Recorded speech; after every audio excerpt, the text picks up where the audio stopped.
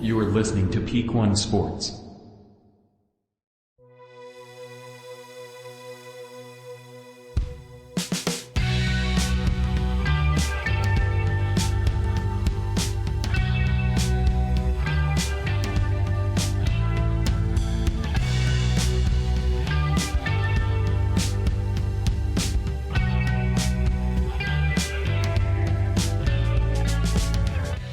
Welcome to the Bungalow Sports Show. Late. I'm even later than the late announcement that I gave you. I told you at the beginning of this week, hey, I'm busy. No show till Thursday. And here we are Friday morning, and I'm just now getting this thing put down on wax and getting it out to you. But it's okay. Life goes on. I've told you the last few weeks that, this whole pre-Christmas time for me, being that my job revolves around like home remodels, for the most part, it gets a little crazy because people are always trying to get shit done before the holidays. They got family coming in, so they're redoing bathrooms before people come and stay at their homes. They're trying to just get projects done before the beginning of the year. Whatever it may be, it just seems like every year, the December push, I just get a lot, end of November through the end of the year just seems to pile up for me. So we're getting these things out as fast as we can over here, all right? And what day those come, hopefully they're the right time, right day, but sometimes they're not going to be. This week, Daniel was, I couldn't do the show on Monday anyways, but Daniel was sick, so we didn't really put together a hockey show. So today, this is going to be a little combo show of the Bungalow Sports Show, the Bungalow Hockey Show, and the Bungalow Fight Show. I've got hockey news and stuff that we might have covered on the hockey show this week. Actually recorded a segment with Alexis, Bungalow Fight Show style, that we're going to put in this show a little bit later with picks for this upcoming fight card. So I'm trying over here, okay, people? I'm trying. You got to remember, anytime you get upset that you don't see your new Bungalow episode this week or at the right time or the right day, just remember, I don't get paid for this, okay? I get paid to do glass work on establishments and homes. All right, that's what I get paid for, and sometimes that just butts its little head into the time that it takes to do this show. But I digress. It's Friday. I've got time today. Probably getting a new dog today. Pretty weird. We got 2 dogs already, a couple old boys. But we're always we're the adopt, don't shop type people. I mean, we don't have the fucking stickers on our cars, but there's so many mutts and unwanted pets out there at shelters and rescues and things like that. Don't go buy it. Don't go to a breeder. What are you doing? There's so many mutts out there that just need homes. All they want is some love. And we're a mutt household. My wife found a puppy that just, it just caught our hearts, and we're going to meet him today, going to take our old dogs over there, make sure they get along, and probably bringing home a new mutt today. So that's exciting.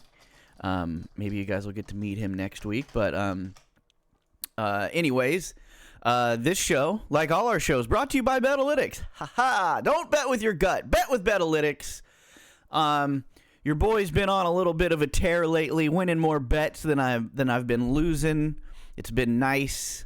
I've been a big fan of the anytime touchdown bets. If you can get in there and pick out an anytime touchdown scorer, that's always a fun one to watch. If you're watching if you know you're going to watch this game and gives you somebody to root for, go put down on those anytime touchdown bets. The MVP race is heating up. You know what I mean? You can put down some money on some MVP candidates. The race for playoff spots is heating up in the NFL. And we got basketball going. We got hockey going. Go to Betalytics. Use promo code PEAK1. See what they have to offer. See all their information, all their stats, all their AI generated outcomes, and everything that they got over there will help you make smarter, more educated bets. So don't bet with your gut. Bet with Betalytics and win more. And use promo code PEAK1 so you get 25% off. Ah, man. Coffee burps. This show is also brought to you by the Peak One Sports Network merch store. Go to bonfire.com/store/Peak1Sports and see what kind of merch we got going up over there.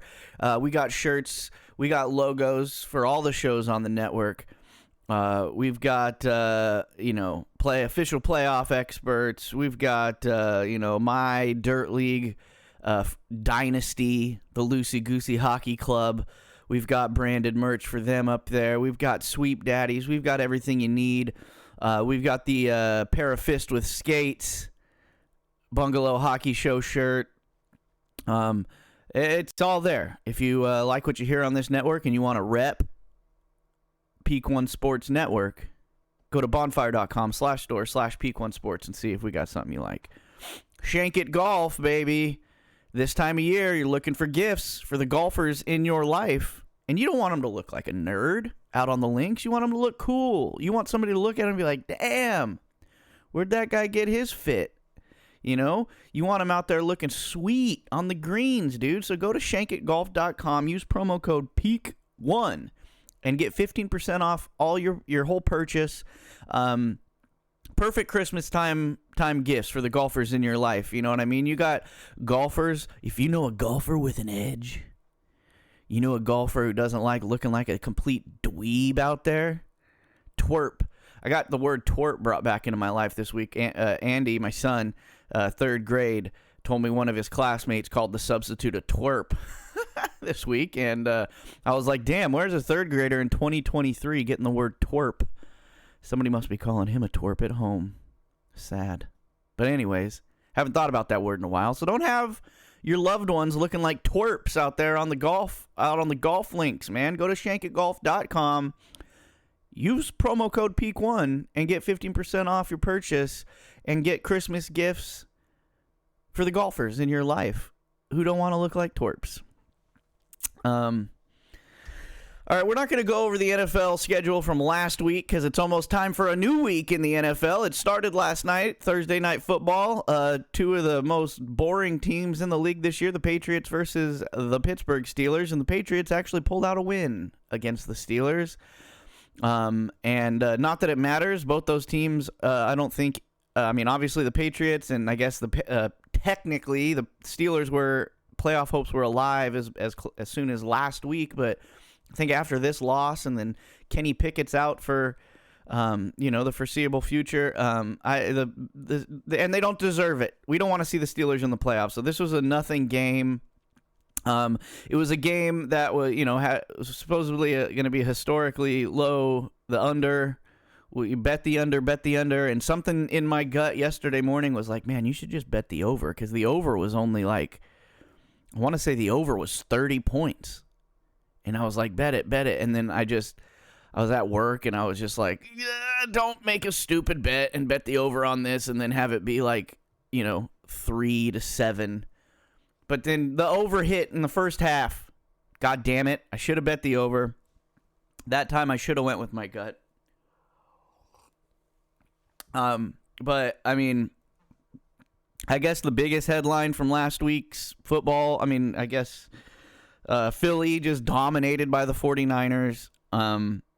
They got a big showdown against the Cowboys coming up this week, which is a big one for both teams, obviously. But obviously Philly needs a get back because they weren't just beat by the Niners. They were a beat down by the Niners in that rematch from last year's playoffs. And playoffs are a different animal, so I'm not saying that is a precursor or what's definitely going to happen this year in the playoffs. Who knows? Maybe both those teams don't even make it to the conference finals. Who knows? Anything can happen once the playoff starts. You know what I mean? Just ask me. I'm an official playoff expert. But Philly, they got to come out hot against these Cowboys, and the Cowboys been on a little burner lately. They beat the Seahawks, but other than that, they haven't really beat anybody of note. But, I don't like that. Like, that's a big thing in football these days is like, oh, the you know, especially like with the Dolphins, the Cowboys, these teams that are at the top of the league, but it's like, who have they beat? It's like, they beat the teams on their schedule. Like, what do you want them to do? You know, and yeah, but every time they play a team that's, you know, a playoff contender, every time they play a good team, they lose. And it's just like, well, I guess you could say that, but it's also like, schedule, they're tougher teams. Like, they're, you know, it is what it is, man. We're gonna see it all fleshed out in the playoffs, I guess. Football is always a tough one, you know, because you can't have these guys playing series in the playoff like baseball, hockey, basketball, etc., because it's just too tough of a game on the body, and they can only play once a week, so it's one and done in the playoffs. So anything can happen, right?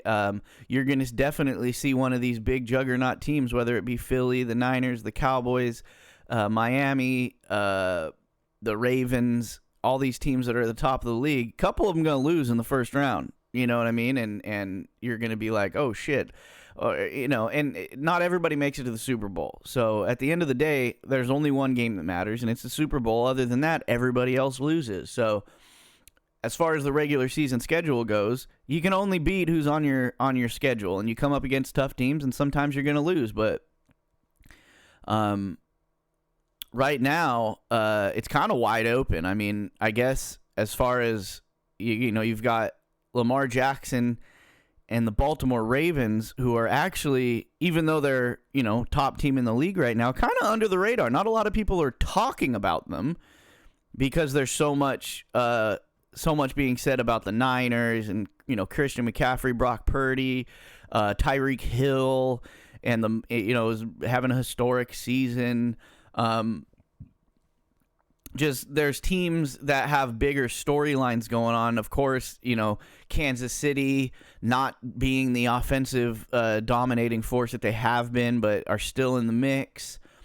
Philly, every time you think they're beating the world, then they maybe get kicked down a little bit or look very pedestrian. So Lamar and the Ravens are kind of flying under the radar there a little bit.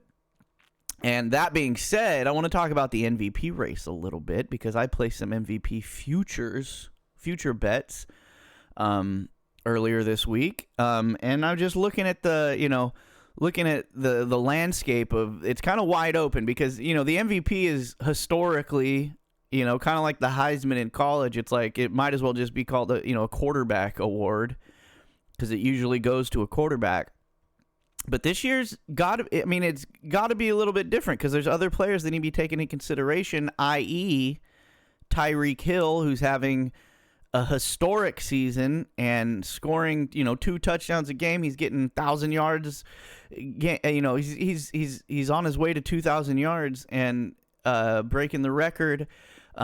Christian McCaffrey, who has just blown the doors off of everybody, you know, save 1 game or 2 games. He's basically just been dominating and keeping those Niners going. And then also on the Niners, Brock Purdy, their quarterback, Mr. Irrelevant, who, I mean, you may say that, you know, that team hinges on Christian McCaffrey and his performance, but again, as a quarterback award, you know, mostly Brock Purdy's out there putting up perfect passer ratings most of the games that he's playing in. You know what I'm saying? And there has to be something said for that. Whether you still think he's just a system quarterback and anybody in that Shanahan system is going to do well, he's still doing it. And that team is dominating people, and he's got a perfect passer rating. So a system quarterback doesn't necessarily put up a perfect passer rating when they're throwing it downfield. They're doing option plays. They're just running the gamut of all different types of football plays, and that guy is the quarterback, and he's leading that team to these victories with the weapons that he has, and you really can't hold that against him. So I always like to sprinkle around a few futures bets. You know me, I don't bet a lot of money, so it's easy for me to put some money on some few people. I put some money on Tyreek Hill, CMC, and Brock Purdy. And I'm also thinking about going in and sprinkling some on Lamar Jackson, especially if they keep up their winning ways and they're under the radar, but then you come to the end of the season and maybe the Ravens are the first overall in the league come the playoffs. It could very well happen, considering these other teams and the schedules they have to finish out the season. Lamar Jackson might be your sneaky favorite for that MVP award. And then also, if they win out, if he has, great games in the last few games of the season, CJ Stroud, even though his team isn't going to be a top team, if they make the playoffs, if the Texans make the playoffs in a year that was supposed to be kind of like the beginning of a rebuild because they just got their quarterback, if they make the playoffs on his shoulders and he has a few more lights out games, he might be a dark horse. You know what I mean? Because most valuable player, I guess it really depends on the people voting and how they look at the definition of most valuable player.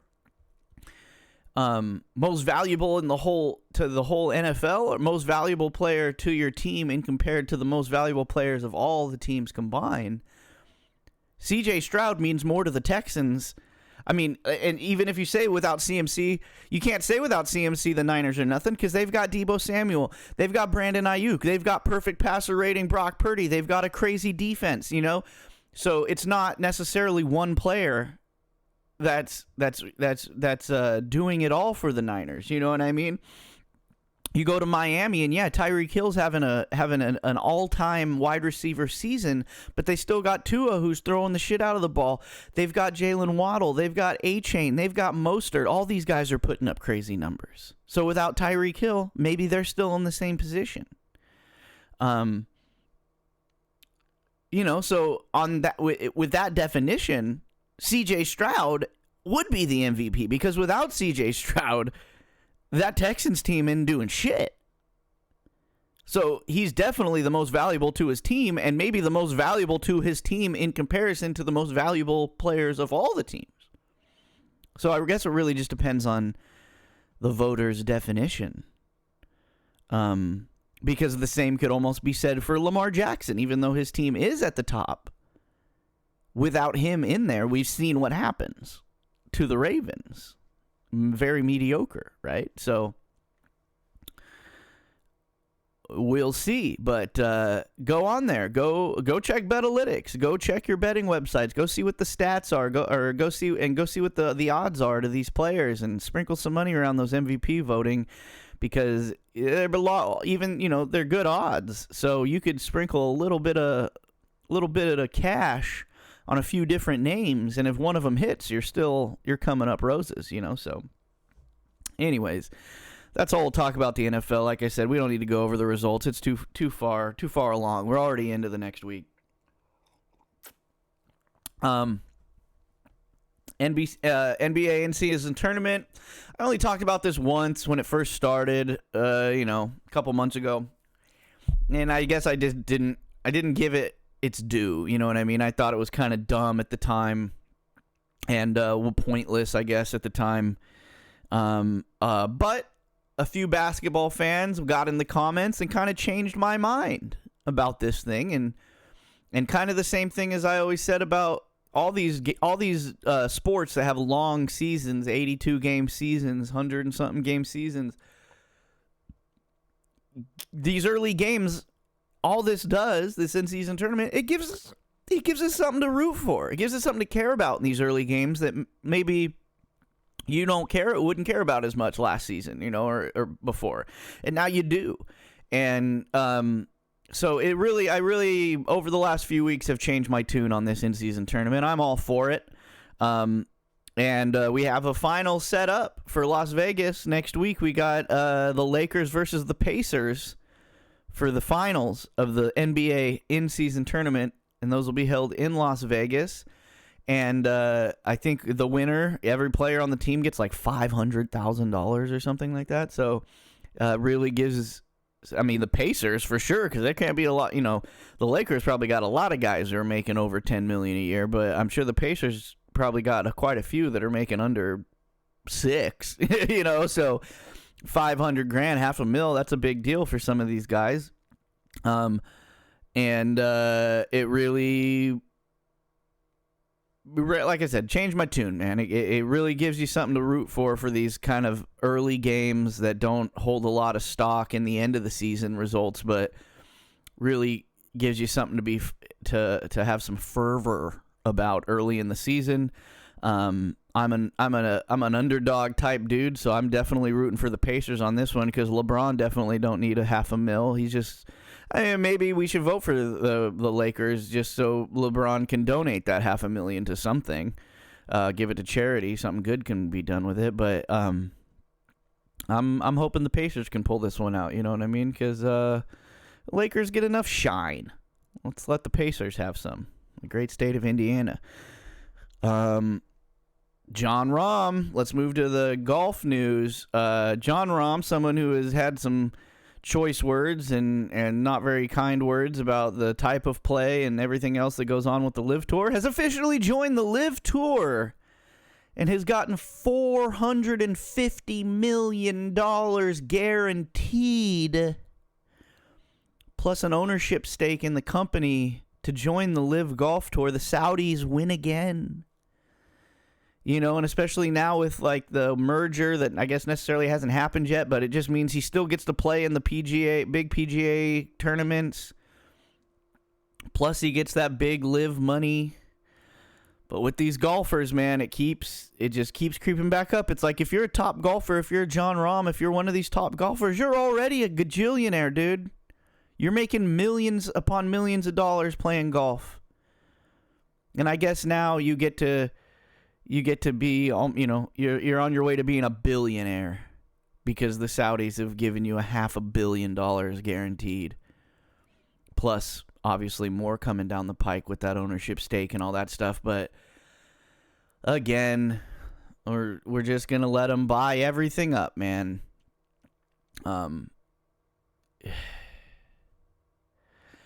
I guess at a certain point I got to stop bitching about the Saudis and them buying everything because it's just there's nothing I can do about it. There's nothing any of us can do about it. We're just going to suck it up and take it and still watch the damn sports no matter who owns it or who's shelling out the money or how unscrupulous those people might be.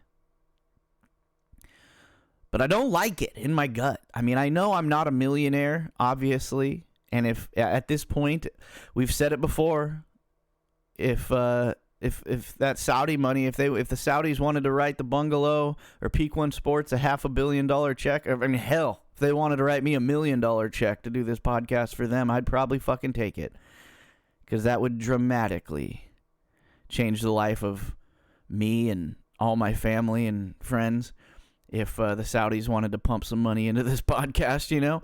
But I guess I'd never know. If I was already had tens of millions of dollars and somebody offered me 450, maybe I would think differently and have the same, because it's just money on top of money, right? Like at a certain point, what do they say? Over $75,000 a year, it doesn't affect your happiness. You make more than that, right? Because once all your bills are taken care of and you're not necessarily worried about keeping the power on and keeping groceries in the fridge, what else is there? Money's not going to fix any of the stuff above that. So me not being a millionaire, saying that I would take some millions if they offered it from some unscrupulous individuals, that would definitely change. But again, I'm not hurting for anything right now, but it would just make sure that I would never hurt and my family would never hurt for anything. But when you're already making tens of millions of dollars, not taking that money, how does making $500 million change your life? And I guess it's generational wealth at that point, of whereas now it's not just you and your kids, it's your grandkids and your great grandkids, and basically the family for the rest of its existence. Once you get to that billions, it's like then you can make your money, will make money, and then nobody has to work and nobody has. I don't know. It's just money. I hate money. Like, I like to have, obviously, we all need a little bit to be comfortable and live, live the life that makes us happy and keeps everybody in your bubble happy and comfortable. and I like to have a few extra dollars to sprinkle on some MVP futures. But maybe it's a good thing that I don't have the option to have to make a decision between some blood money and just the money that I go out and work for. Because I guess I have to stop judging these golfers maybe for that reason. Because I guess who knows what any of us would do, right? I mean, you'd have to give me $10 million first and then offer me $450, and then I guess I'd have to make the decision. But with that being said, the PGA, all the best of the PGA seem to be slowly going over to LIV. And I guess with the merger, it's not really going to matter in the end. Anyways, we're all going to get the best golfers still golfing in the best tournaments at the best courses and on our TVs and blah, blah, blah, blah, blah. All right, into some hockey news. This is kind of, I guess, old news at this point. We haven't done a hockey show in a couple weeks, so we haven't really discussed it, although Daniel and I have discussed it quite a bit on our text thread with each other. Old Corey Perry, the worm. The last few weeks have been filled with speculation and drama about Corey Perry's situation with the Chicago Blackhawks, and now he is no longer with the Chicago Blackhawks. A few weeks ago, it was reported that he would not be with the team, and he was being put on waivers and not going to, with the intention of terminating his contract, and everybody's like, what the hell's going on? And then the internet does what the internet does, and we all buy into it. And, in the moment, things seem salacious and true, and all that could happen. That's Corey Perry, he's kind of a dirtbag, right? Like, this could be true. And then the rumors started fluctuating that Corey Perry had sexual relations with Connor Bedard's mom. Connor Bedard being the number one draft pick of the Chicago Blackhawks, number one overall in the NHL last season, who's tearing up the league as a rookie, showing that he is who we thought he was, doing great, but he's also 18 years old. Therefore, his mother is probably about the same age as Corey Perry. It was in very close timeline to when the Blackhawks were doing their mother's trip. I don't know if you're aware, but in the NHL, teams will do father trips, mother's trips, where the parents of the players will go on road trips with them and come to all the games and activities and things like that throughout road trips. And so the timeline's all worked out to where the internet does what the internet does, and someone tweeted out, Corey Perry fucked Connor Bedard's mom. And that's why this is all going down. The guy they brought in to be a mentor to Connor Bedard took his daddy role a little too seriously and dicked down Connor Bedard's mom. At the beginning, most of us didn't want to believe it. And then, a few days after these rumors started swirling, then it's like, oh, now his contract's being terminated? Holy shit, it must be true. Right? And then it got more traction. And then, the Blackhawks didn't do themselves any favors because they were being so cryptic about what happened. We still don't know exactly what happened. Even now that the dust has settled and his contract's been terminated, and there's been statements from the Blackhawks, from Corey Perry, from whoever, no one has actually told us what happened. All we know now is that Corey Perry is seeking treatment for his alcohol issues, and his contract has been terminated, and that the issue that stemmed him being terminated from the Chicago Blackhawks had nothing to do with any of the players or their family, his teammates or their families. So that's a light way of saying Corey Perry did not fuck Connor Bedard's mom. Although I would like to see that in a press release, verbatim. But I guess we'll have to live with the incident did not involve any players or their families. And then Corey Perry released a statement, obviously apologizing to everybody involved in any of and this is kind of what the internet does. It blows all this shit up. Even if it's fake, even if it's just speculation and some asshole on Twitter that kind of started it and it steamrolled and snowballed and got bigger and bigger and bigger until, mainstream media is covering this type of shit. The blowback is widespread. And that's why I think not coming out on top of it earlier, as soon as it started spreading around the internet and TikTok and all these places, no matter, I know professional sports like to think that those things don't matter anymore, but those things spread like that. TikTok and Twitter and social media makes things spread like wildfire. So if you don't take, even if it's some asshole in his mom's basement, if that TikTok gets 20 million views, that's 20 million people who just saw some asshole in mom's basement saying that he fucked Connor Bedard's mom. 20 million people, that's a lot of people, especially in hockey, which is like the least popular of all the sports. And you get 20 million hockey fans seeing that thing, you know, a majority of them are going to believe it.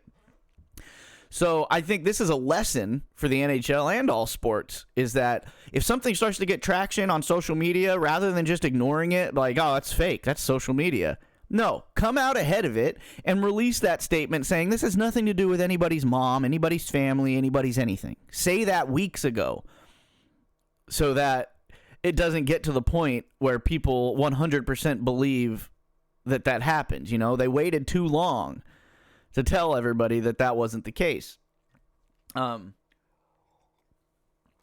longer are there days where you can keep things in-house. There's too many leakers out there. Their social media is too big. When you have issues like this, you got to get out ahead of them. You know, I wanted to believe it. Those of us out there, especially those of us who haven't been huge fans of Corey Perry over his career. I mean, the guy's got a Hall of Fame career. He's got a cup. Lately, he's been the anti-cup guy, going around to these teams who should win a cup, and then they don't. And we like to say, well, it's because they got Corey Perry on their roster. But there's no denying the guy's a great player, and probably deserves a Hall of Fame bid. But you got to remember, too, in these situations, Corey Perry's married with children, has a family. And whatever it is that he did do to get himself in this situation, obviously it had something to do with alcohol. Obviously it had something to do probably with, I mean, I can't imagine that there wasn't somebody else involved with the Blackhawks, a staffer, a something, whether it was an altercation or some kind of inappropriate behavior that sparked this whole thing. Obviously, that's probably what happened. A drunk Corey Perry did something inappropriate to someone. You know, you gotta remember, I guess, that these guys are fucking humans. You know, and Corey Perry, yeah, obviously he's got an alcohol problem. But imagine, just imagine you're at work, you work in an office. You know, you're a fucking loan officer or something at Berkshire Hathaway. And all of a sudden on TikTok one morning, somebody says, oh shit, Cole Rambo, he had sex with that new intern's mom. Just out of nowhere. Because I got drunk at a fucking Applebee's the night before and, made an inappropriate dick joke towards a coworker. The next day, all over the internet, it says that I fucked somebody's mom. Imagine what that would do to my relationship with my wife and my family. You know, so I don't know if Corey Perry, whatever it was that he may have done to get this to happen, whatever he, his reputation in the league and amongst everyone over his career, does he really deserve to have that blow back into his personal life? Because there's really no way around it, right? Like, even though it's not true, and we know that at this point that it didn't happen, one of those 20 million people that saw those TikToks and saw those social media posts, or more than 20 million, the countless millions of people who viewed these posts about him having sex with Connor Bedard's mom, his wife was one of those people. Maybe his kids, maybe, So, again, he doesn't deserve that. Even with however he outstepped and inappropriate, whatever it was that he did to get him into this situation, he deserves punishment for what he did, not for what people speculate that he did, if that makes sense, and I just kind of heart goes out to Corey Perry at this moment because he's obviously got a substance abuse problem. Happens a lot in sports, especially when you get up there in age and you're still traveling around the country with all, you're on a team with a kid who's 20 years. You're brought into a team to mentor a kid that's 20 years younger than you. And you're still out there living the same lifestyle as these kids. You're playing with kids. And you've got kids and a wife at home. And then it's just, it's the side of professional sports that a lot of people don't realize or don't even think about, is that some of these guys, you end up trying to get a little loose after every game, you're on a long road trip. It's like these guys are getting hammered just to cope, living out of suitcases, living in hotel rooms. And maybe when you're 18, it's awesome, you just got there. But when you're 38 years old and you kind of just want to be at home with your family, but now it's like any other job at that point. You've got a lifestyle, you've got bills, you've got everything else that are line up with your career to this point. In a job where you've made a lot of money, you kind of need to keep making some money as long as you can. But that sometimes pans out to be a real sad existence. And some of these guys get substance abuse problems because of that. And I think that's kind of the area Corey Perry's fallen into, is that he's now, you can't even really call him a mercenary because he's not coming in to, to win your team a championship. He's coming in as a veteran voice for the younger guys to kind of show them the ropes. And then it's just like, fuck, dude, is this all I'm worth? You got to imagine what some of these guys are thinking, what goes through their head and kind of all that. So now that it's kind of old news and the dust is kind of blown over and we realize nobody fucked Connor Bedard's mom except for Connor Bedard's dad, probably, I'm kind of feeling for Corey Perry at this moment. And I hope that he gets the help he needs and kind of gets his shit together. And I hope everything's okay with his family and his relationships with them. And I hope that another team will pick him up and he can finish out his career the way he wants to. So the Bungalow is with Bungalow, even though as much as it hurts me to say, Corey Perry, the Bungalow is with you, worm. So best of luck to you. Stay in the NHL. The Sharks suck, but every week they suck a little less, baby. And this month has been a great month for the Sharks. I know we're kind of at the beginning of a new month, but just the Sharks have beat, since they got their first win on November 7th, Sharks have beat some goddamn good teams. The Sharks right now are 6 of their last 10. They've beat the likes of the Vancouver Canucks. They've beat the likes of, they beat Washington, but Washington's struggling. They've beat the New Jersey Devils. They've beat the New York Islanders. Again, They've beat the Detroit Red Wings, who are one of the hottest teams in the league right now. The Sharks, with as little bit of winning as they've done thus far this season, they have beat some good-ass teams in the 8 games that they've won. 6 of them have been against good-ass teams. And this road trip they've been on, I think they got one more game against Vegas on this road trip before they go back home. So that Vegas is number 1 right now in the entire NHL. So that's going to be a tough one. But they're going to be over 500 on this road trip. I think even if they lose to Vegas, I think they'll be right at 500 win-loss on this road trip. But for a team that started out 0-11, good God, they've turned it around. They're no longer in last place in the NHL. They've won 8 games, so they're up there. They're tied with a few. They're almost the Ducks, Daniel's Ducks. Hopefully we'll get Daniel in here on Monday to do a new hockey show, and we can talk about how the Sharks have almost caught up to the Ducks. The Ducks are still sitting at 10 wins, and the Sharks are now at 8. So things are kind of evening out between me and my co-host there. I don't have to feel so humiliated when we talk about our teams anymore.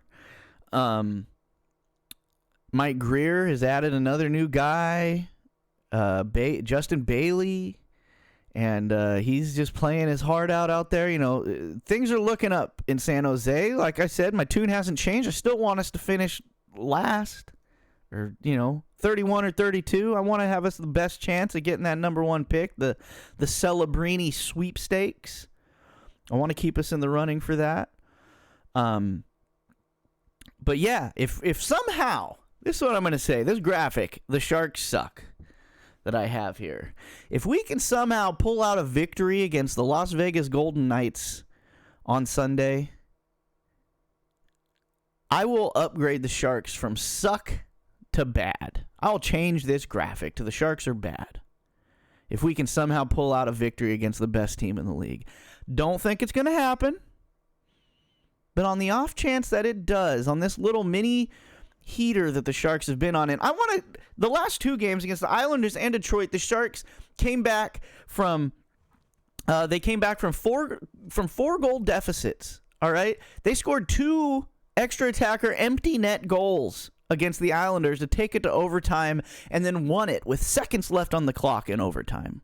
Against Detroit, they were down 4-0 in the second period, scored 4 goals at the end of the second period to tie it up, went down again 5-4 in the third, tied it up with minutes left, and won it in overtime again. This team is not giving up, and that's all you can say right now. This is something that the Sharks have always had issues. I said at the beginning of this season, oh man, they came out and they scored the first goal, or they came out and they're looking pretty good in the first half of the game, but then that third period comes around and don't worry about it. They're going to let in 3 goals in the third. Not anymore, baby. They're fighting till the very end. 2 hard-fought overtime victories for the Sharks, so we are looking good, but don't look too good, because you guys are catching up to some of these teams, and they're going to take your spot at the bottom, and I don't know if we want that. Okay, that's all for the NHL. We're going to throw it to me and my boy Alexis right now, and we're going to do a little fight show. A little mini fight show for you. Well, not really mini. We kind of went longer than I wanted to, but there's a fight night coming up this weekend. We got a big card next weekend. This one...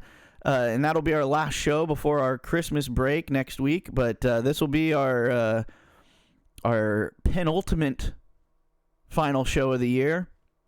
And we're going to give you our picks and talk about this fight night card coming up. So without further ado, here's me and Alexis with the Bungalow Fight Show. All right, welcome to the Bungalow Fight Show portion of the Bungalow Sports Show this week. What's up, guys? This is... I've already explained what this show is, but this is an amalgamation of all 3 of the shows in one, just to keep you guys satiated through the week, and also not a big name card going on this week, but still we got to talk about it. We got to talk about how last week went since we didn't do a show. Yeah. So last week's card, we put out our picks, as we always do. We went 5-4, still above 500, so suck it. But that brings our official total to 72 and 39, which brings us down to 64%, which is still above average. Yeah. On our quest to 70. Couple surprises went down last week. Couple last minute bets that ended up paying off for me. As always, I do our weekly parlay. I put 8 fights this week. We did 9, I think, and I did that whole parlay, which I think we went 5-4. So that obviously didn't pay off. And we never really talk about. We always talk about our picks. And, kind of all of them mashed together. But if you're sitting there watching the fights all day long, and then let's say you put $5 on our 8 or 9 fight parlay that we do every week. You know what I mean? I just put $5 on it. That's what I do every week. And, but that can be over real quick. You know what I mean? So if you're looking to just have a little bit of fun and add some spice, and you're not trying to put $5 on every fucking fight, because that adds up quick. What I like to do, and what Alexis does, and whether it's props and whether it's money line, go the next 2 fights coming up. That's what I like to do. You know what I mean? Like, do a little 2-fight parlay, and whether it's a prop parlay or a money line parlay, and that'll keep you going. And you don't have to put $5 on it. Put $1 on it. Put $2 on it. Put $3 on it. And it's not gonna. You're not gonna win the bank. But if you win a couple of those throughout the day, even if your big parlay don't hit, even if your big prop bets don't hit, you'll still probably come out in the green, or at least breaking even if you win a couple of those little 2-fighters, and that makes it much more interesting. Because let's say, first fight on the card, they might be nobodies, but you do a little money line parlay on the first 2 fights. First one wins. Second fight's much more interesting because you got a dog in the race. You know what I mean? And, And that's what I've been doing. I got away from that for a while. I was just doing our big parlays and then just putting KO props or finish props or things like that on the bigger fights or ones that we were kind of more sure on. And I got away from kind of spreading money out throughout the entire card.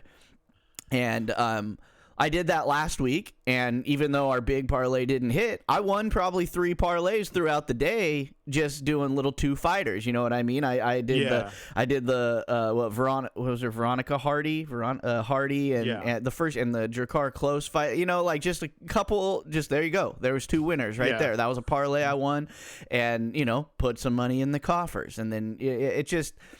That's just some advice from me. If you're a low money bettor and you just want to you're going to watch all the fights anyways, put a couple bucks every couple fights. And as soon as that parlay gets busted, go to the next 2 fights. You know what I mean? Like and if there's one where you really don't know, skip one. You know what I mean? But it's like leave it out. Right. So that's what I like to do is just do little 2-fight parlays, whether it's props or money line, and it just kind of keeps the card interesting because our big parlay was busted pretty early on in the card last week. So if you're just banking on that the whole time, then you're like, fuck. You know what I mean? But our parlay being busted though, really, and then there was 2, which fucking, I wish there was odds on armbar slam KOs because that is something that's rarely happened ever, and 2 of them happened in a row on that card. One of them, obviously, busting our parlay with Reese. But if you don't know what we're talking about, it's where someone slaps an armbar on somebody else, and that guy who's got the armbar on him just muscles it up, picks the guy up in the air, and slams him on their head, knocks him out. Yep. And obviously, Rampage is that was a triangle powerbomb knockout, but that was like one of the first ones, ever in history where that kind of happened. And periodically over the years, it happens once a year or something like that, here every couple of years, but 2 in a row. In one night. Yeah, because the last one before that was Jessica Andrade and Rose Namajunas. Right. And that was a couple years ago. Yeah.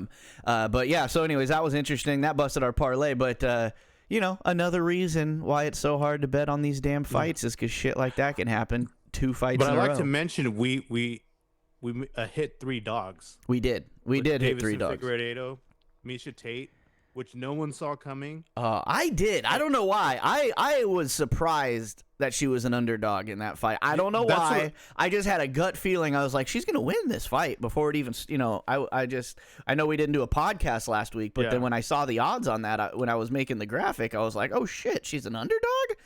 And she fucking dominated, she's still good. Like, I don't still got it, why dude. A lot of people were like, I don't know what her other name was, but yeah. And then Veronica Hardy, or no, I think it's Vanessa Hardy. I think it's V Hardy. Yeah, V Hardy.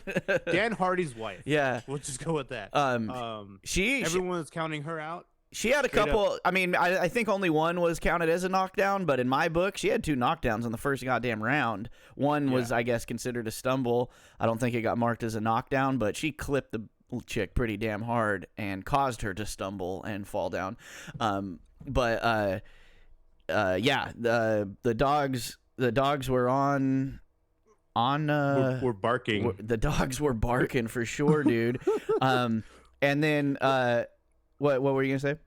Oh no, just saying, like, because Reese was a favorite, but who was it? I don't know. I don't know who fought Reese. I barely watched the round, but he Right. was a dog. Who was it? Jared Gooden was a dog. Won against Dennis Tulun. Yeah. Subbed Dennis Tulun, and then in his game, like he finished him in what Dennis Tulun should have easily done to Jared Gooden. Right. So, yeah, overall, it's not a bad night for us, but yeah, it was a surprisingly good card. Yeah, it turned out well. It turned out well for me in the end. Like I said, a couple little last minute bets is once our parlay got busted about 20 minutes before the Bobby Green fight. I just had a little birdie in my ear for some reason saying Bobby Green's gonna get knocked out, and I think Beneil Dariush might get knocked out, and I went and put KO bets on both of on Sarukian and Jalen Turner. And both of those panned out for me, so that kind of saved the day for your boy on those. But I don't know what it was. I was just kind of like last minute. I was just like, I don't know, like this Bobby Green comeback resurgence train's got to end somewhere. And Jalen Turner is obviously still, a prospect, but like he's mopping people, you know what I mean? And he's going through people that are good. Like he fucked up Dan Hooker, you know what I mean? And like Dan Hooker was supposed to fight Bobby Green, and I think Dan Hooker would have fucked up Bobby Green. You know what I mean? And I mean, I don't know what we would have put the parlay on. Like obviously Bobby Green was in our parlay, and it's hard to count that guy out, especially with what he's been doing the last, this last year.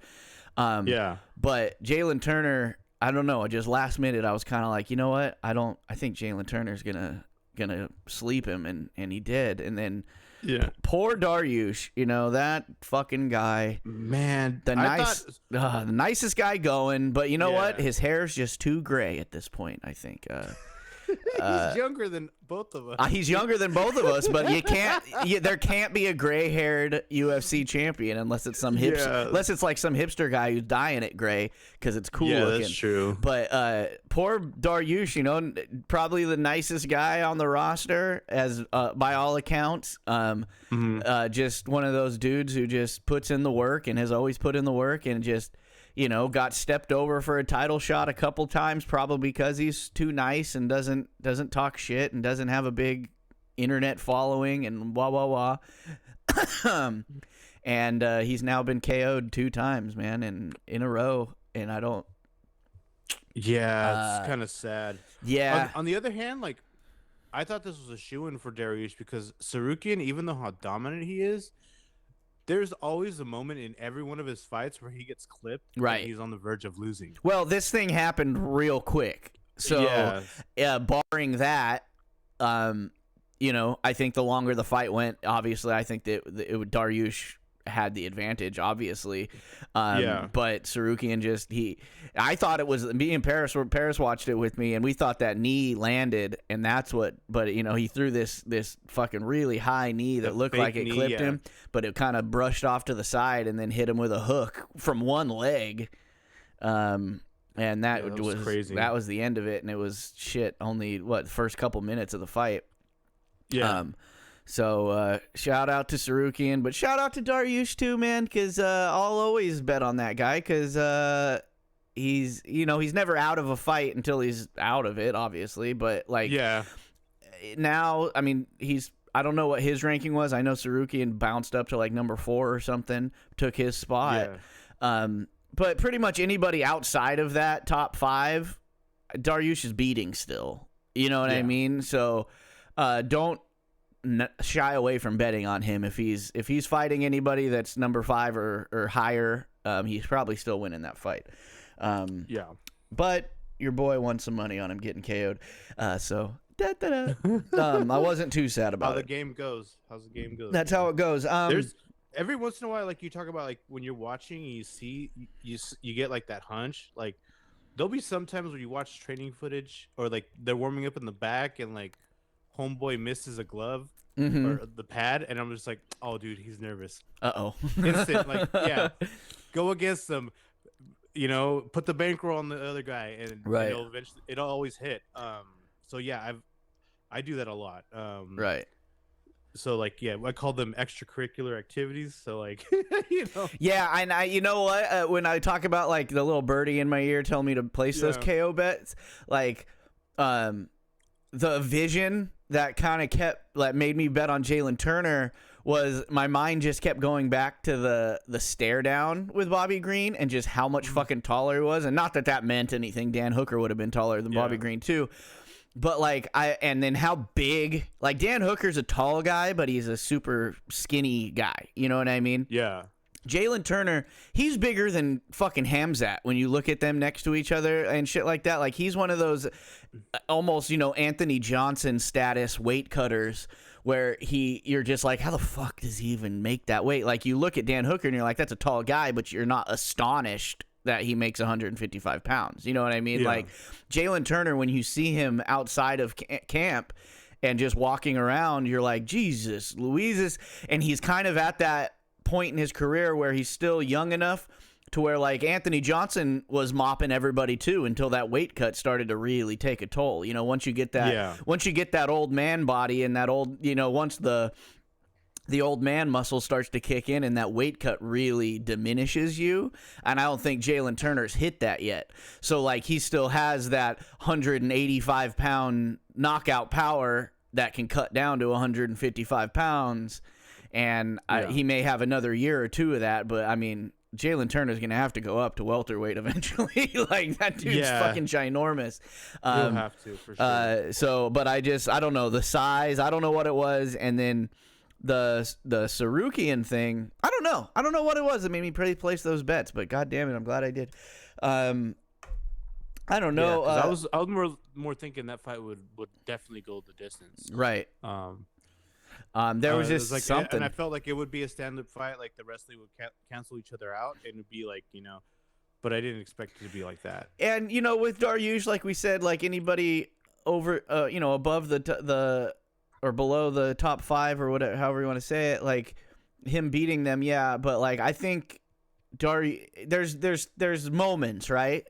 I.e. Tony Ferguson, right, where you don't ever get the title shot you're deserved, and then eventually you get to a point where now you can't have it anymore, right? Because you're not there anymore.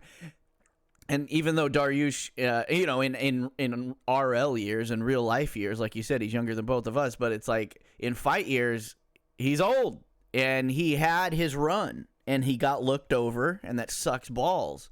Yeah. But I just don't.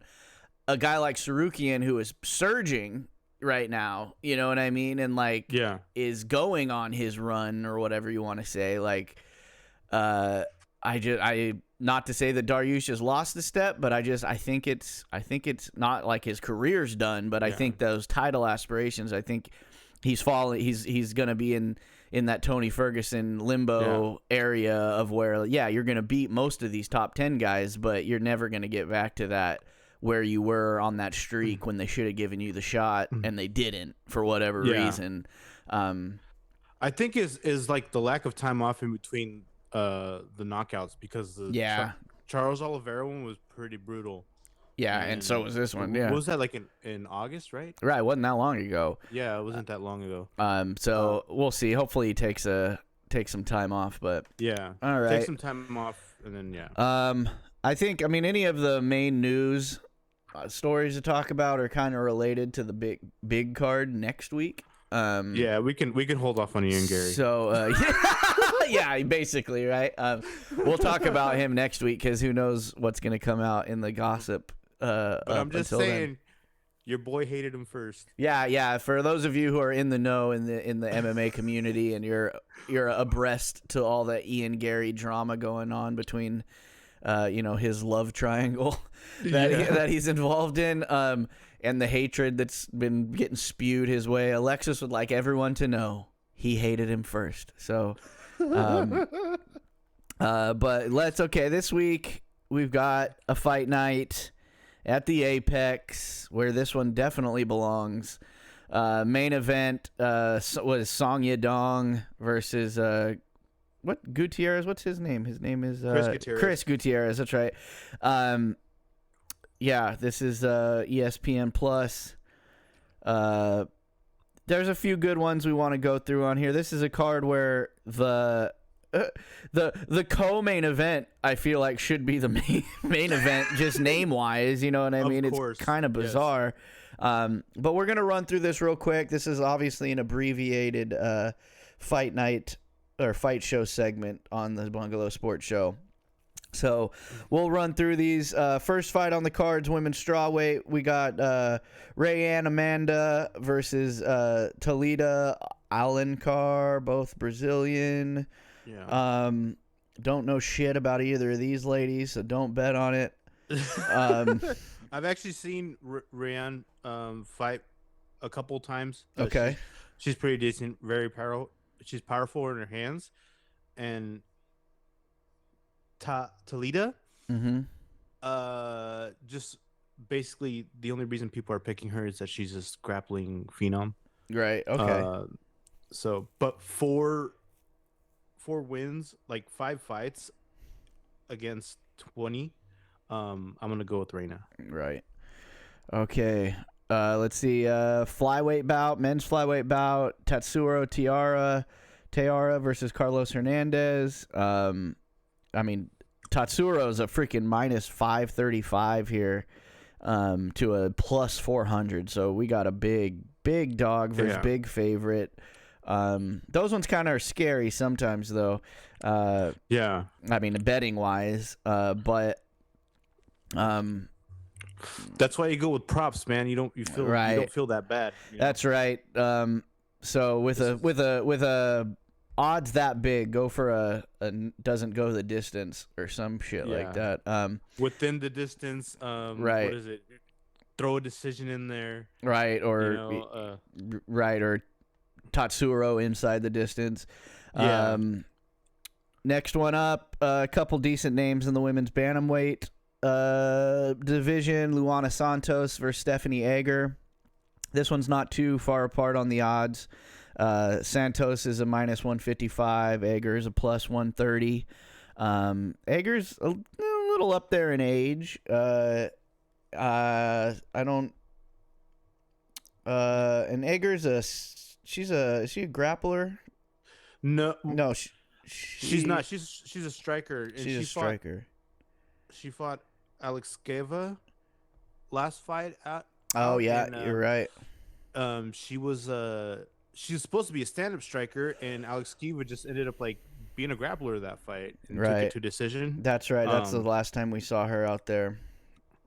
Yeah. So I mean, Luana Santos, obviously, she has the ground game. She's Brazilian. Her last one was Juliana Miller. I'm not really gonna like base anything off of that fight because Juliana Miller is not like she's pretty green, to be respectful, right? But she shouldn't be in the UFC. Right. All right. What do you think? You think Santos in this one, maybe? Yeah, Santos is probably gonna get her to the ground. I don't see anything from Egger. Yes, Felix.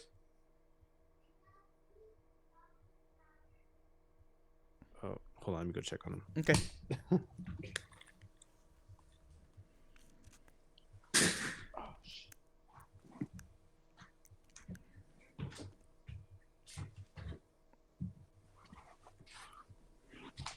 What's that, Felix?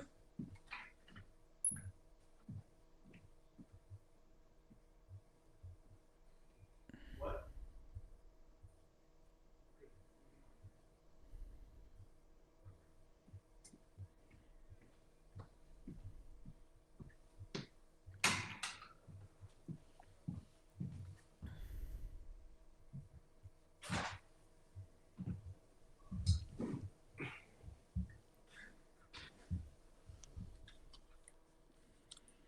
Okay. All right, moving up. We got a lightweight bout. Steve Garcia versus Melquizael Costa. Melquizael Costa, that vitiligo bad boy. But they don't have odds up for these two gentlemen. What do you think on this one? Homeboy with the skin condition should win, man. Yeah, he's pretty good, man. I like that guy. His stand up is superior, even though Garcia has power. I mean, honestly, I'd see this like as a. It might be close in odds, but I think if anything happened, let me check this out. We log into this right now. I have a feeling they're gonna have Garcia as a favorite, but if not, Costa should be a heavy favorite. But I think Costa would probably go to decision. Let's see, Costa. Oh, here it is. Oh, okay. Costa's -275. Okay, so that makes sense. Yeah. Okay. Well, then that seems like the way to go in that one. Costa should win. Next up, we got a flyweight bout. Hyung Sung Park versus Shannon Ross out of Australia. They also don't have odds on this one. What are the odds? You got odds right there for this one? Park is a -600 favorite. Holy smokes! All right, yeah. Shannon Ross should not be in the UFC right now. He had two bad knockout losses. This one, when those prop bets go up, I'm taking KO. Okay. Park by KO. All right. Maybe round 1 as well. Yeah. There's no reason Shannon Ross should win. Like, well, it's just not. All things being equal, he'll be out of the UFC after this one, probably. Yeah. No, this is Shannon Ross's current like UFC trajectory. He lost in the Contender Series. Got signed, got knocked out, came back and got knocked out again, and now he's fighting Park. That's pretty crazy. All right. So, that shows you how thin that flyweight division is right now, if anything else. All right, main fight on the prelims, Song Kenan versus Kevin Josette. That French bad boy. Josette's a favorite, -142. I agree with that. Josette's won me some money, I think, a couple times at least in a parlay. What do you think? You think he's going to pull this one out? I first thought like Josette, like, you know, like I took Josette KO props in the past. They've hit, but Kenan Song has wrestling and city kickboxing. And the wrestling defense is not as good as it should be. Right. Even though, who is it? Israel Adesanya fought Kenan Song a while back, not in the UFC. Who else did? Someone else fought him from city kickboxing as well, back in like the regional circuit and all that. Yeah, the wrestling from Kenan Song kind of scares me. Well, and all things being equal, Kevin Josette, known as kind of a knockout dude or a stand-up guy, he's got a 15-minute fight time average. So he's got way more decisions than he does anything else. And if this thing goes the full 15, I think that definitely leans towards Kenan. Yeah. So that's going to be one we got to think about a little bit there. Yeah. All right, moving on to the main card. Jung Young Park versus Andre Muniz, middleweight bout. Muniz is a +145 dog to a -175 favorite in Park. Do you agree with that? I don't know. My heart says yeah? I agree with that. Okay. Muniz has like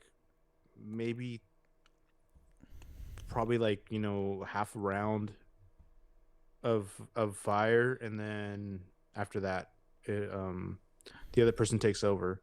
What's his last? Muniz's last fight was Paul Craig. Right. He lost to Paul Craig by ground and pound.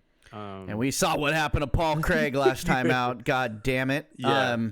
Oh yeah. Brendan Allen rear naked choked him. Okay, so we're going Park on this one. I think the statisticians have this one right.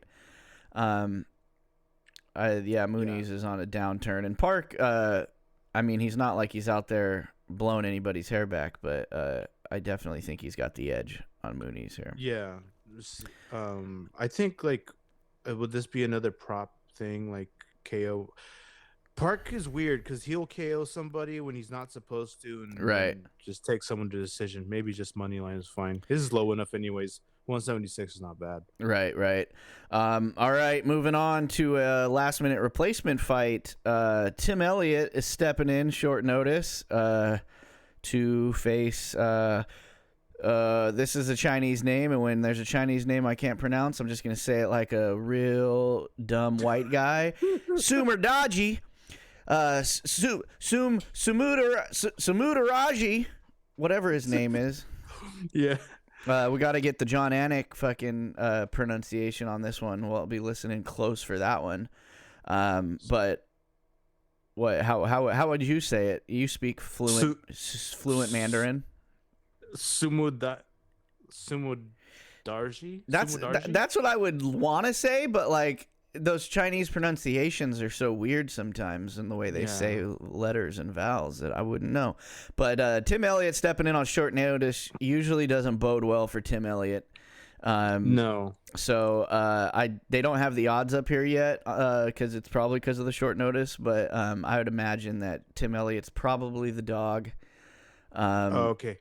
All right. I got something for you. Okay, what do we got? Tim Elliott might win this. Oh, okay. Okay, because all this dude's losses, I'll just call him by his nickname, the Tibetan Eagle. Okay. Every loss, armbar, choke. Choke. Loss, armbar. All of his losses have been 2 submissions. Okay. All right, Tim Elliott, let's see what you got this day. Ooh, that might, assuming Tim Elliott's the dog, that might be a nice dog to bet on. I eat my words, Tim Elliott. We shall see. He's not even on, the odds aren't even up for him yet. Right, so we'll have to keep an eye on that. Well, obviously, it's when this is out, this is Thursday, so we'll probably have our picks out in the next couple days, obviously before the fight card, so that fight might be mixed in there. Next up, lightweight bout between one of our parlay faves, Nazrat Hakparast. He's won us some money in parlays before against one of our least favorites to bet on, Jamie Malarkey, because he's a whole bunch of malarkey whenever we've put him in a parlay. Hakparast is a minus 205. I think that's about right, to a plus 170. And I think Hakparast is gonna take this one. Malarkey's Malarkey, dude. He keeps getting on these main cards, but I guess this card isn't the greatest, so I guess it's nothing to really it's not that big of a deal that he's on here, but he keeps getting on pretty good cards for a guy who's not that impressive. I feel like Malarkey did lose his last fight to John McDessie, but however, whatever wrestling and movement he had made look better than the judges. Right. But I think if Malarkey doesn't get you in the beginning, he's gonna get beat up, and like pretty much like he gets beat up, he lands like a KO like out of nowhere, right? Or the other person's not as great as we thought to be, right? But dude, and Hakparast is pretty consistent. You know what I mean? He hasn't really come out there and really disappoint. So I think Hakparast takes this one. Although like the last fight, even though like maybe Landon Quiones, even though he's like off the tough Conor McGregor versus Chandler thing, we didn't think he was that good. Maybe Quiones is better than what we thought he would be. Mm-hmm. That was the only fight that I thought like that Hakparast kind of disappointed. Right. Probably should have KO'd him. But Malarkey is all KO City, man. I do the money line and do like a prop, KO. Right. there, Yeah. inside the distance. Inside the distance, in case Hasperaz be like, I'm gonna be submitting him today. Right, or whatever, You know? man. I feel like that's been happening to us a lot lately. Like, we've been going for the specific finish props, but then we got away from our inside the distance, and we've been getting the wrong fucking finish. Yeah. Or they'll be flipped. Every sub would get a KO, and the KO would get a sub finish. Yeah. All right, moving on to what should probably be the headlining fight of this card, but is the co-main event, and my favorite fight on the card because, one, I hope it's Khalil Roundtree's entrance into the top 10, and two, I hope Anthony Smith gets his teeth knocked out with like a spinning kick, or something, some crazy Khalil strike that he throws, which he's known to throw. And Khalil's, he's ranked number 11 right now. Smith is at number 8, so obviously with a victory he'll break into that top 10. And Khalil Roundtree, like, obviously he's like dabbled in possibly retirement in the past and things like that, but like, he's been on a tear lately, dude. And Anthony Smith just needs to get the fuck out of this division, to be honest. Yeah. And Khalil Roundtree is a minus 238 fave to a plus 195 dog in Smith. And it is what I want, but also just being objectionable, I do think that even though I want to see it happen, I think it's going to happen. I think Khalil Roundtree is going to knock out Anthony Smith. I hope so, dude, because I don't know. So many people have tried knocking this dude out and have failed.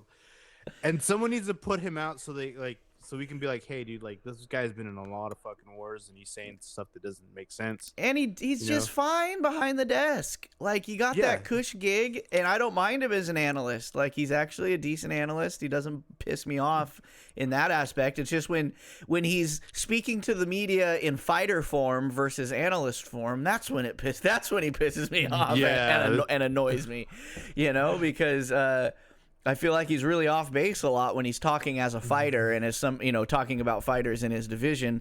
But then when he's as an analyst, I think he's fine. And he's not going to get a title shot. He's had one. He's had two, right? Or one? No, just one. But John Jones is out of the picture, so I think that he thinks this is his shoe in. Who are you going to beat right now at freaking 205? Anthony Smith in the top 5. He's not going to beat Johnny Walker again. Like, he's not going to do that. Like, that fight's never going to happen again. No, and that's the only name you could bring up in that top 5 just because he beat him, many moons ago. But like, it's just not going to happen for him, and I want to see Khalil Roundtree get up there because I like that dude. But they're all going to fight Alex Pereira. Right. And I would like to see Anthony Smith just get thrown to Alex Pereira. He might get grappled on in like the first minute, but then like every second he's standing up, like Anthony Smith's gonna be like, he's gonna get hit. Just eating shots. So yeah, I'm taking Khalil in that one. Obviously, I think that'll probably be in our parlay there. It just so everybody's talking about Anthony Smith's ground game. Khalil Roundtree has good takedown defense, right?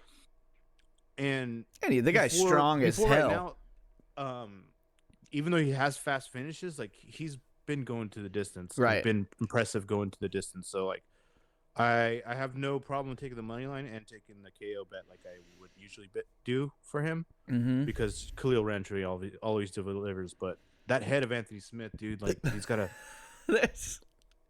Hopefully Khalil Roundtree does like the tie stance with the bouncing front kick, and then just freaking lays him out with the left high kick. Hopefully that would be pretty sweet. All right, moving on to the main event: Song Yadong versus Chris Gutierrez. Yadong is a minus 380 favorite to a plus 300 dog, which is insane for a main event to have that big, that wide of. Which is why this fight probably shouldn't be a freaking main event. Like, when the odds are that far out and you're two fighters in your main event, why? Like, aren't main events for, should be a little bit closer in my opinion. But I mean, I think they're probably just about right because I think Song Yadong's probably gonna win this one easily.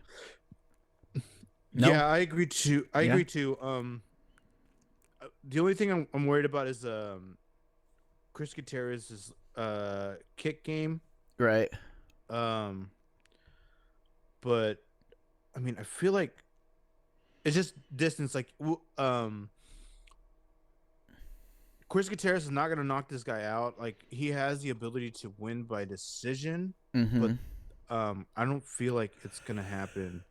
I mean, it would be surprising. I mean, especially Song Yadong's strength of schedule, to use a college football term, is much higher than Chris Gutierrez and guys that he's fought. But I mean, and Yadong has a higher knockdown average than Chris Gutierrez for somebody who relies on kicks so much.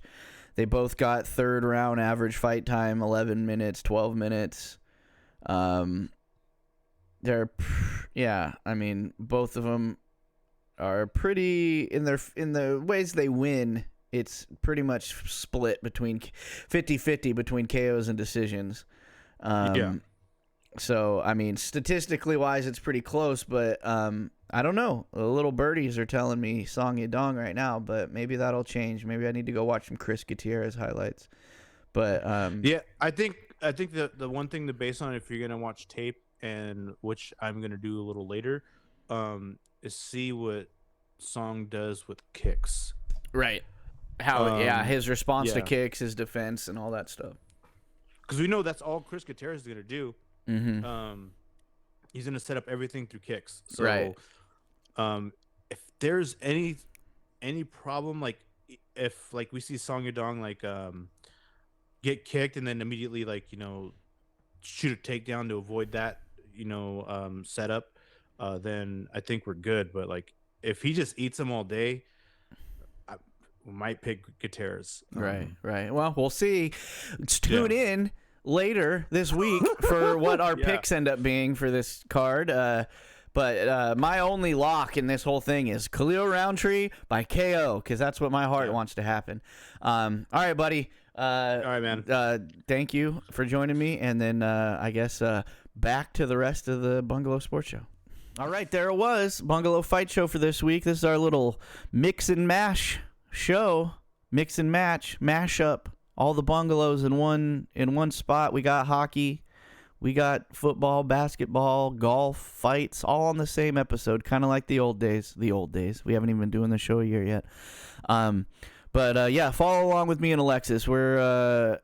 We're constantly over 500 weekly, and we're on our race for 70%. If you follow us, you should be up. That's all I'm saying. If you follow our picks, you should be up. If you don't follow our picks, then that's on you, baby. Okay, that's been a show. Nope, still got my Sharks graphic up there. That's been a show for this week. Thank you guys for tuning in. Thank you guys for sticking with me, even though my schedule's been a little bit sporadic. I always appreciate anybody who listens. And remember, listen. You can listen. If you don't want to watch on YouTube, you go to all your podcast platforms and you can get this show. You can go to Peak One Sports Network on all podcast platforms. And that'll be a feed with all the shows as they come out. Go up there. Always go to the YouTube and please subscribe to this. The numbers are slowly climbing. I'd like them to climb a little bit faster. So if you're watching this on YouTube and you are not subscribed to the Peak One Sports Network, please do so now. I beg you. But we got a shout out this week, and we're going to bring it back a little bit to the NHL, what we were talking about earlier. This week's shout out goes to Connor Bedard and Connor Bedard's mom, because with all the talk about Corey Perry and what he may or may not have done to get himself fired from the Chicago Blackhawks, this poor fucking guy had to go a couple weeks with people just talking about Corey Perry dicking down his mom. And his mom and his dad, I should get the dad in here as a shout out too. Like, he had to go a couple weeks, people talking about Corey Perry dicking down his wife. Son of a bitch. The internet is a bitch. And we all like to have our fun and have our laughs and have our entertainment with the things that come out on the internet, but nobody ever thinks about these poor, sad motherfuckers that have to deal with the blowback and the outcome of what may or may not be true. So I just want to give a shout out to Connor Bedard and his mom for hanging in there through all that stuff, and they should really be pissed at the Blackhawks, to be honest, for not coming out sooner and saying, hey, Corey Perry did some fucked up shit and we're firing him. But he didn't fuck Connor Bedard's mom. So shut up. And they didn't do that. They let it linger. And yeah, Corey Perry and his family and his bubble had to deal with the backlash, but so did these people. And you know what Connor Bedard did? He just keeps playing. He keeps scoring goals. He keeps showing us that he is who we thought he was, even though everybody was whispering in his ear that the worm fucked his mom. So shout out to you, Connor Bedard. Shout out to you, Connor Bedard's mom. Even shout out Connor Bedard's dad, because nobody likes hearing about your wife getting fucked by the worm, all right? You know, and especially, who knows, like, right? They're Canadian, so Corey Perry played for the Ducks. Corey Perry was a instigator, was a real piece of shit out there sometimes on the ice. Maybe they hated Corey Perry through his career as a rival or something like that. And then you got to hear about him fucking your wife, your mom, you, if you are his mom. So shout out for the Bedard family hanging in there through all this bullshit and turmoil. And for the few days where I wanted to believe that it was true, I apologize for myself. I'm ashamed of myself for believing that it was true for as long as I did. So shout out to the Bedards. This has been the Bungalow Sports Show. Thanks everybody for tuning in. And we'll see you next week. Enjoy your sports.